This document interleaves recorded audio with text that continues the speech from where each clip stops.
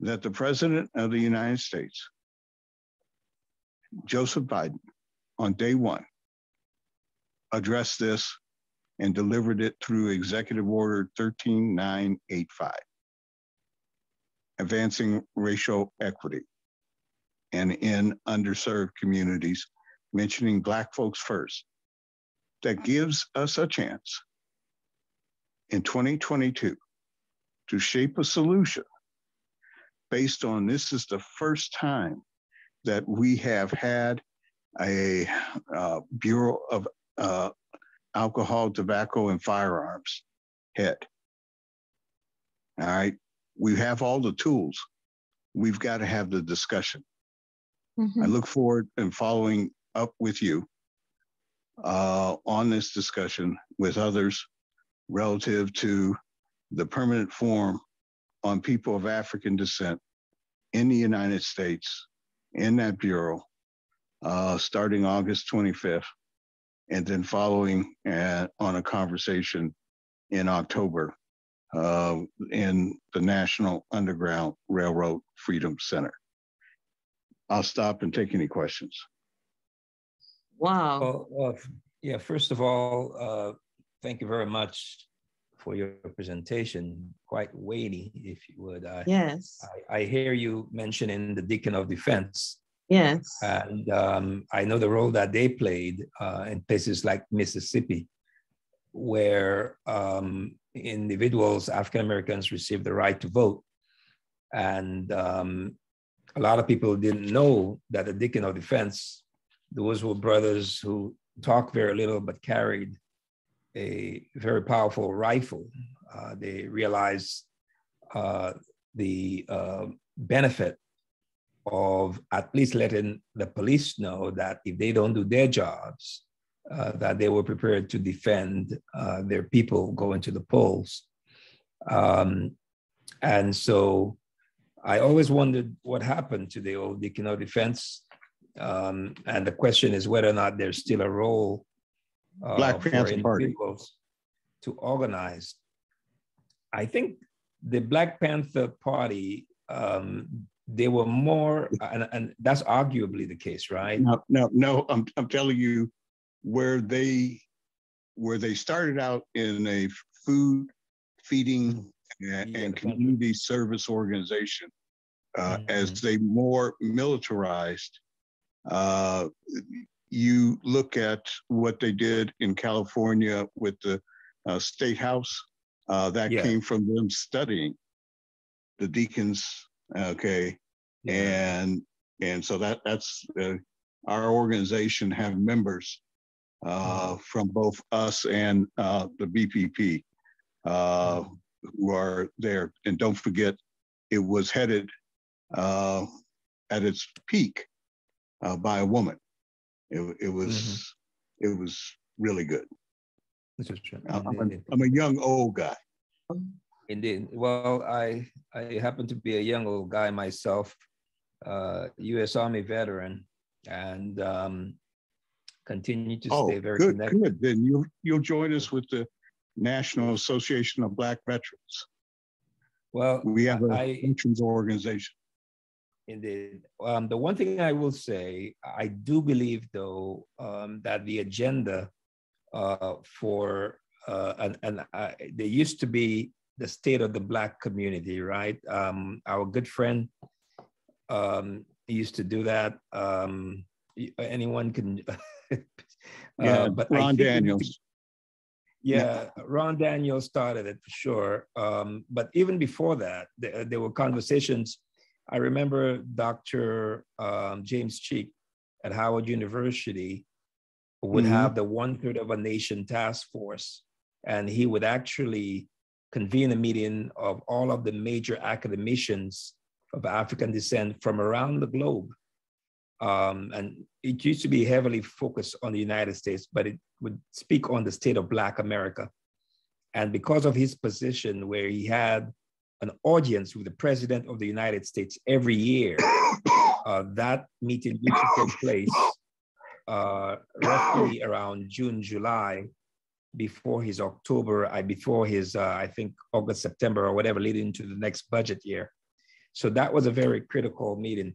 But I want to thank you for the work that you do. And I know that there are lots of questions. Just on how for we your can information, yes. this year, the leaders with the second U.S. Africa Leaders Summit is December 13th. The U.S. Africa Conference on Business and Civil Society is going to happen in October. And what you're talking about around the world, organizations, August 25th, a Zoom call. Look forward to your organization participating. Fantastic. Fantastic. May I ask a question? Is that the one in Washington? No, this is in the United Nations. This is part of the United Nations. We come from the Permanent Forum on People of African Descent. Gotcha. We're creating civil society. So there's the United Nations, then there's civil society. Mr. Daniel, go ahead, Eric, and then I have a question. No, go ahead. It may flow. No, I am just saying that sitting here and listening to Mr. Daniel, it takes me back to Emmett Lewis Till in Mississippi. Yep. Yeah. Allegedly must have whistled at Carolyn Bryan, whistled. And remember, out of that came the cause of death, bullet wound and mutilation, whistling. And I sit here and I listen, and I thought of George Floyd, and to see that there was some form of compensation in terms of acknowledging from that year, 1955, 14 years old. We have come a far way, but we have work to do. So, Mr. Daniel, I hear you. I do not just listen to you, I hear you. I hear you. Yeah. So may I add something to that? You know, the George Floyd, I believe it was almost 2 weeks before George Floyd, right in Florida, there was a young man his name was John. He retired civil servant, not retired. He actually left the civil service because of some mental health issue, ended up losing his home. Wow. He walked into a store, but the police had brutalized him simply because he had walked into a store and someone called the police, held him for questioning. He asked whether or not he was being arrested. He was held there for almost 35, 40 minutes. He asked, "Can I leave?" And the police said nothing. And so he proceeded to walk. When he took a step, pretty much the police almost busted his jaw, banged his head to the ground. And this is an ongoing case where the police was found to be, in fact, the police lied about the matter. It's an ongoing case. Unfortunately, it has not made the media.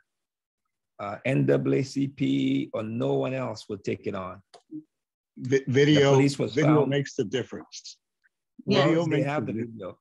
Yeah, they have the video. No, the video exists. The video exists. Okay, so the they video have the pictures exists. And everything else. Understand American law as it relates to police. One, police have no obligation to protect you. None. There is no constitutional law.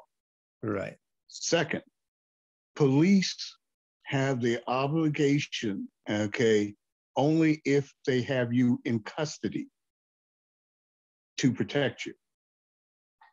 Third thing, you can only control the police via contract law as your employee. Okay, you cannot do constitutional law. You have to do contract law with your city, with your police union. This speaks from the experience that we have here in Cincinnati in doing this as a class action. And it'll be a longer conversation than here. But again, the oversight that where we have been led into in gun laws is this constitutional play of the Democratic Party that will never succeed in debasing the Second Amendment based on the Supreme Court of the United States right now and its history.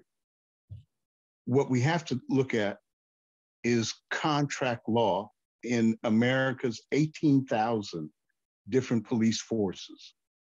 We have never developed the same model program like ALEC and the others, where we have a model that goes around that you at a local level can then use that model to adapt to your police force. And so again, we do this from the United Nations viewpoint. Biden accepted it, and now it's all about implementation. And we're the organization, if you type in NCRC space PNC, you'll see we're the organization, Friends of the African Union, that cut an $88 billion deal with PNC. That's how we're going to finance it. Started on 1 January. I'm now recovering from my quadruple bypass heart surgery, but you'll see more about it. Thanks. I appreciate your time. We need to get in touch with Mr. Daniel. Oh, absolutely. Absolutely, Mr. Daniel. Please put your contact information in the chat. And I know that Mary has your contact information. We certainly would like to support you and keep up the fight. Sometimes the fight is a lonely journey. But certainly I too had worked within the UN OAS structure. So know them quite well, still have lots of friends up there, and I'm happy that you guys have been credentialed in the civil society piece at the UN, because certainly I think that is where a lot of these arguments need to be made, but not just there, OAS, regional, and we need to bring more friends together. With that, I think we have probably, do we have one more speaker? Or I think, hold on, I'm getting some instructions.